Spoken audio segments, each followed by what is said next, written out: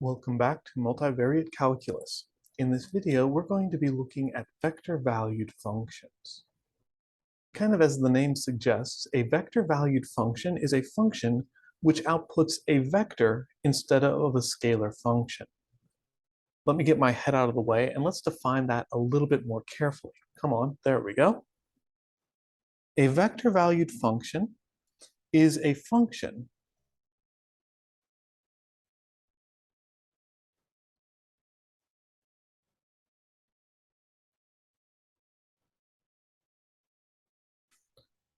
generally labeled as R, which is going to map from the real numbers to the set of two-dimensional vectors R to R2, or from R to R3. And we could continue this and have vector-valued functions that map to different sized vector spaces, but R2 and R3 are the only ones we're going to be looking at in this course.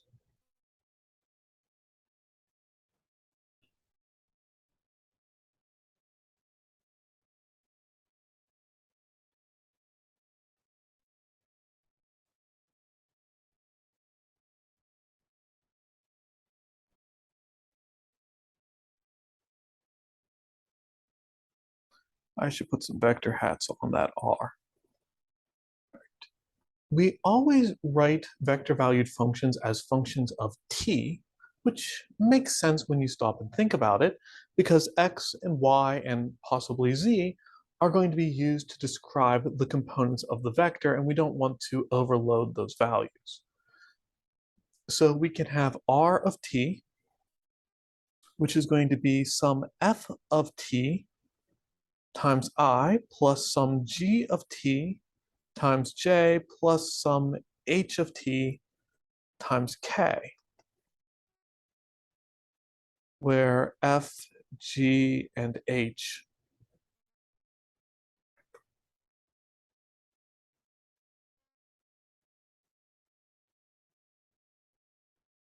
are real valued functions of one real variable.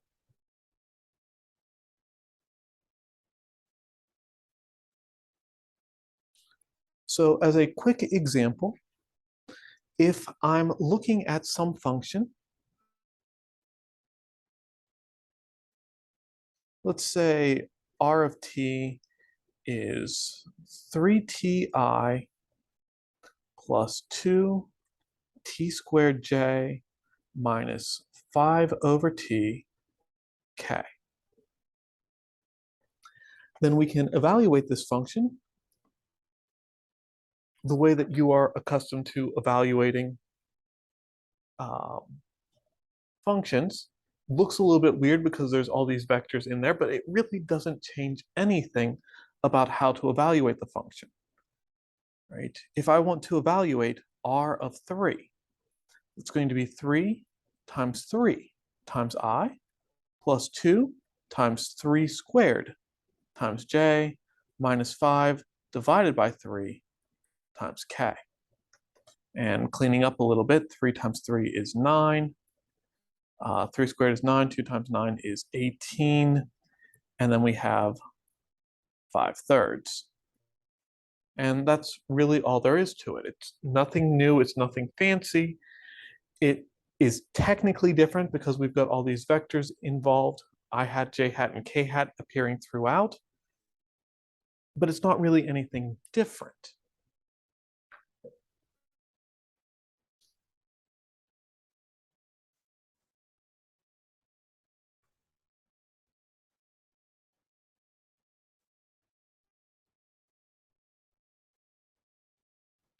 As I've mentioned throughout our discussion of vectors, we can talk about vectors using unit vectors. We can also talk about vectors in component notation, which means we can also talk about vector-valued functions in component notation. So if I have r of t given as components, cosine t, sine t, t over 2 pi, and I want to evaluate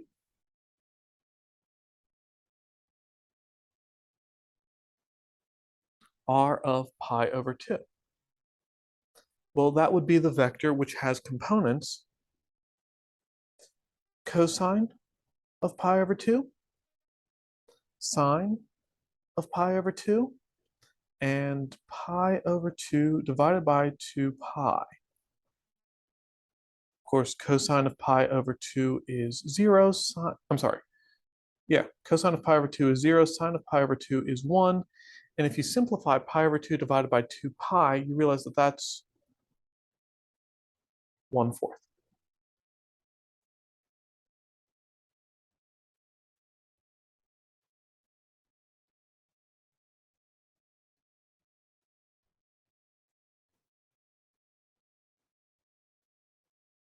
But now that we have a vector valued function, we can perform operations on the function the same way we've performed operations on functions using the real valued functions, the scalar functions that you're most accustomed to. That includes adding two vectors, adding two vector valued functions. Scalar multiplication. If I have a scalar function, let's say, I don't like k, I don't want to use f, g, or h because we use those in the definition. So I'm going to go to Greek letters. Let's call this Greek letter phi of t. This is a scalar. I just ran out of useful letters for talking about functions, so I go to Greek. Let's say we have the scalar function of t minus 1, and we have a vector valued function r of t is, say, 2ti plus 1/2 j minus t cubed k. Then we can define a new function, u of t, as the scalar function phi of t times the vector function r of t. And it will work the same way that, it'll work the same way that multiplying a scalar times a vector works. It just looks weird because everything has t's in it. So this is just t minus 1 times 2t times I plus t minus 1 times 1/2 times j minus t minus 1 times t cubed times k.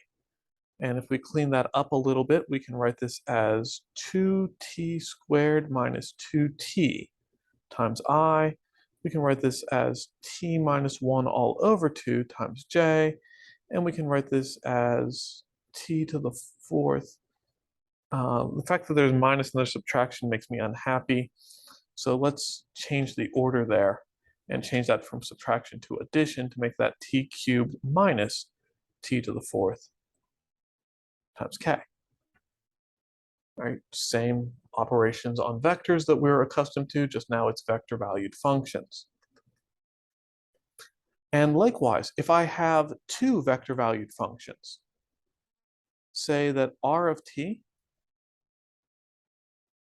is t squared,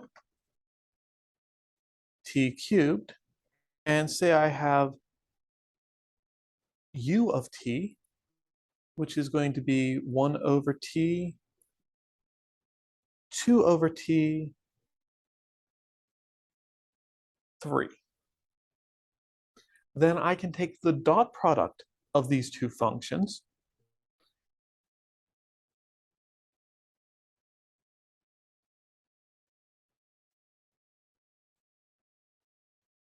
and the result will be a scalar function, right? F of t, a scalar function, is what will come out if I take the dot product of r of t dot u of t. I can perform the calculations the same way I would for a scalar function or for a constant vector. It looks a little bit weird because there's t's all over the place, but it works the same way. I get t times 1 over t is t over t. Yeah, that'll reduce. I'll get to that in a second. Then I'll have 2t squared over t, and I'll have 3 times t cubed. So that's 1 plus 2t plus 3 t cubed. Taking the dot product of two vector valued functions gives me a scalar function, a real valued function. Nothing too crazy happening there. Again, the notation looks weird. It looks kind of crazy doing all of these things with variables all over the place, but it works the same way.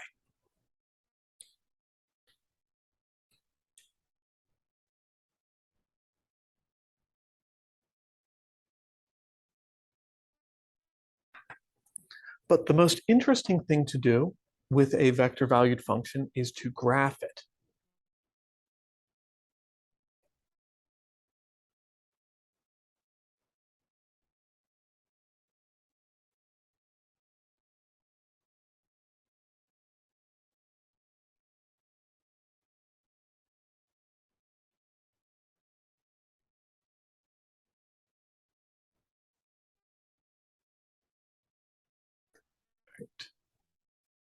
When it comes to graphing, a vector valued function is synonymous with a parametric curve. You may or may not have seen parametric curves at some point in the past. A parametric curve is a set of points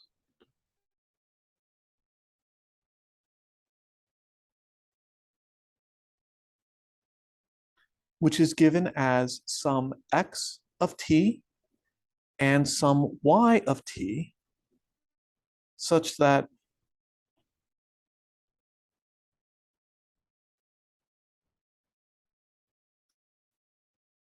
t is somewhere between two constants a and b. Or in 3 dimensions, a parametric curve is given as x of t, y of t, z of t. I'll get to that in just a moment. Before I do, I want to show you how to graph a parametric curve using computer software. All right, so we're going to go into geogebra.org again, and I'm going to look at a specific parametric curve. I'm going to look at the parametric curve defined by x of t equals cosine of t, and y of t is equal to 2 times sine of t. If I jump over to Desmos, here I am in the two-dimensional graphing tool for Desmos. And I can actually enter a parametric curve as though it was an ordered pair. So I'll type in my opening parenthesis, and my x-coordinate was cosine of t, and my y-coordinate was 2 times the sine of t. And if I hit enter there, it interprets that what I'm talking about is a parametric curve, and it fills in some of the detail. First of all, you'll notice that the result is an ellipse. That's interesting, that's useful, but not really what I want to focus on here. Instead, what I want to focus on is if I grab this and drag this out so we can really see everything that's happening with this. They have changed the way that they do this.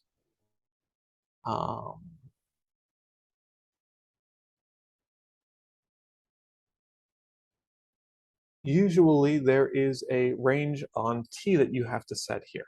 In the 3-dimensional graph, you'll see that that's still here. For some reason, in the 2-dimensional graph, it seems to be missing. This particular curve is fairly easy to figure out by hand because it is just relying on some polar coordinates, right? X equals r times the cosine of t, y equals r times the sine of t. The value of r changed between sine and cosine, which is why we have this result where the x-coordinate, or the x-axis, goes from 1, 0 to negative 1, 0, and the y-axis goes from 0, 2 to 0, negative 2. But figuring these out by hand is not something I'm going to be asking you to do. I'm going to be asking you to use computer software to graph them. Switching back to my notes, I also want to show you that if you have a classically defined function, actually, I guess before I do anything else, I just want to point out, what would this look like as a vector valued function?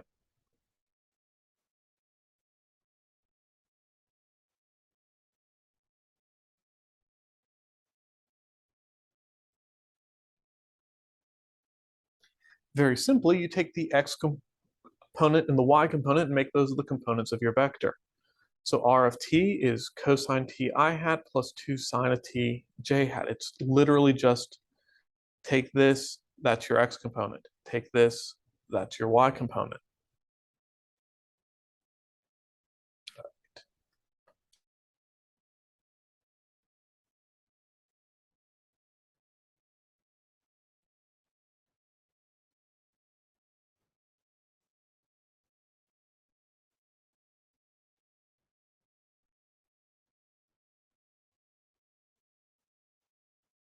As another example, I'm going to write to the graph y equals x squared minus 2x as a vector valued function. This is one of those things that feels like it is cheating, it's so easy. I have just one equation which relates x and y. And in order to write this as a parametric curve, which is the same thing we just saw as writing it as a vector valued function, I need to know what x is, and I need to know what y is in terms of t. So pick something simple to write x in terms of t. I can't think of anything simpler than x equals t. And then plug that in to the expression. X is equal to t, so replace x with t, and we get that y is t squared minus 2t. But I could have picked something else. I could have picked that x was 2t. And if I had done that, I would get a much more complicated result here. Plugging in 2t, the whole thing squared, is 4 times t squared. And then 2 times 2t is 4t. Both of these look like they should work.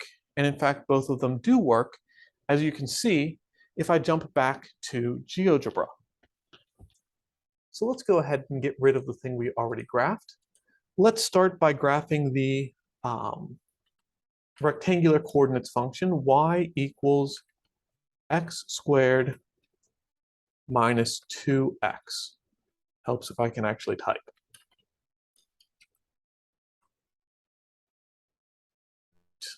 That gives us a graph of a parabola. That's not too surprising. Let me zoom out a little bit so we can really see that parabola nicely. And then let's go ahead and start putting in some of the parametric forms. I said that if we had t for our x component and t squared minus 2t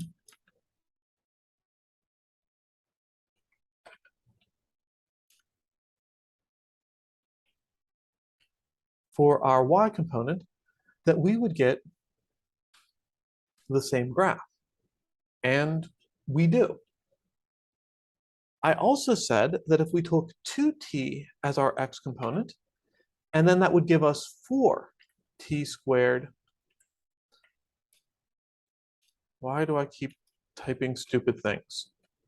Minus 4t as our y component, that would give us the same graph. And hey, it does. If I make any of these disappear,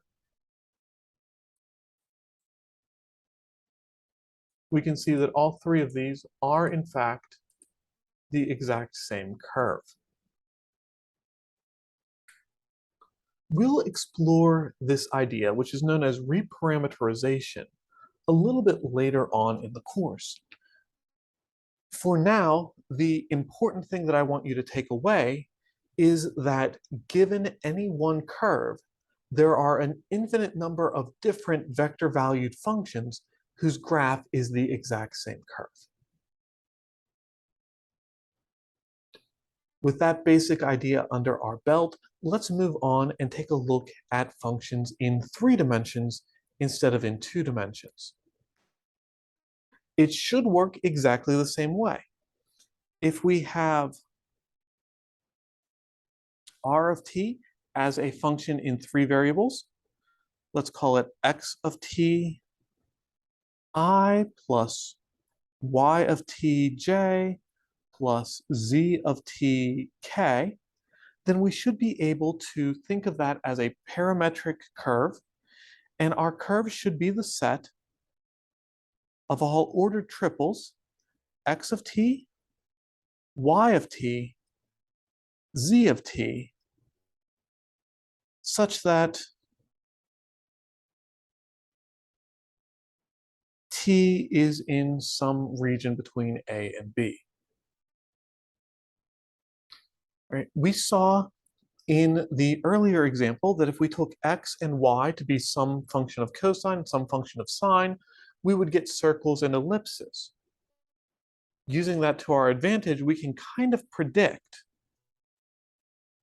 that if we're looking at the vector valued function, cosine of t I hat plus 2 sine of t j hat plus t over 2 pi k hat, we should get something somewhat interesting involving circles. All right, to see how that works, let's jump back over to GeoGebra. This time I'm in the 3-dimensional version of GeoGebra, and we'll plot exactly that curve. As we saw before, we're going to use parentheses. We're going to enter each component on its own. So cosine t was the x component, 2 sine t was the y component, and t over 2 pi was the z component. All right. In the 3-dimensional curve, this is where it actually is still behaving the way I expected it to. Let me go ahead and drag this out so that you can see everything that's happening here. Specifically, you can see that I have defined a curve. I've gotten its components. I've told it that I am using the parameter t, which is going from 0 to 2 pi. Right? That's thinking about polar coordinates. That's one time around the circle, which is nice, but not nearly enough to really see what's happening. So let's go around a couple more times. Let's change that from 2 pi to 10 pi. And now we've got a whole bunch of curve going on. Let me go ahead and grab this handle again and shrink this back down so we can really see what's happening with the graph.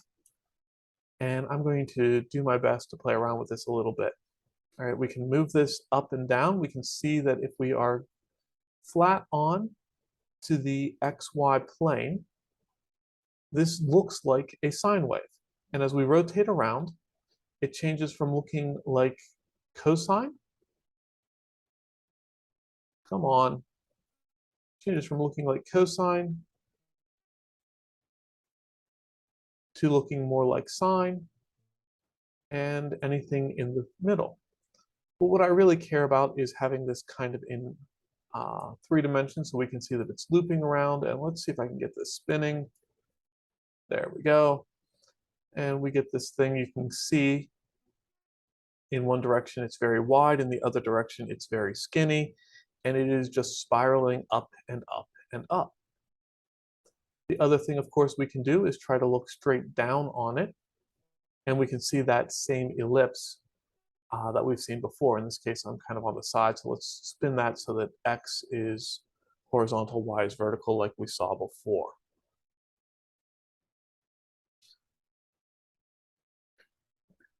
Thinking about how to draw the projections, how to think about what this is going to look like in the xy plane, in the yz plane, in the zx plane, is an interesting process that we're going to spend more time on a little bit later.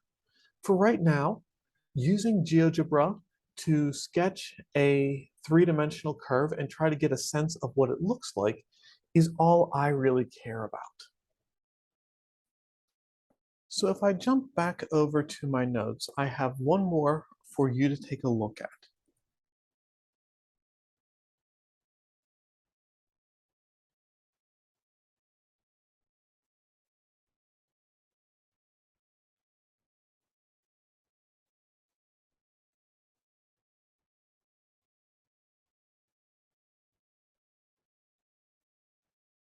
I would like you to use GeoGebra or other software if you prefer to graph R of t equals t I hat plus t squared j hat plus the cosine of 2 times pi times t k hat, and rotate around and take a couple of screenshots, a couple of screen captures of different angles that you think are interesting in this graph.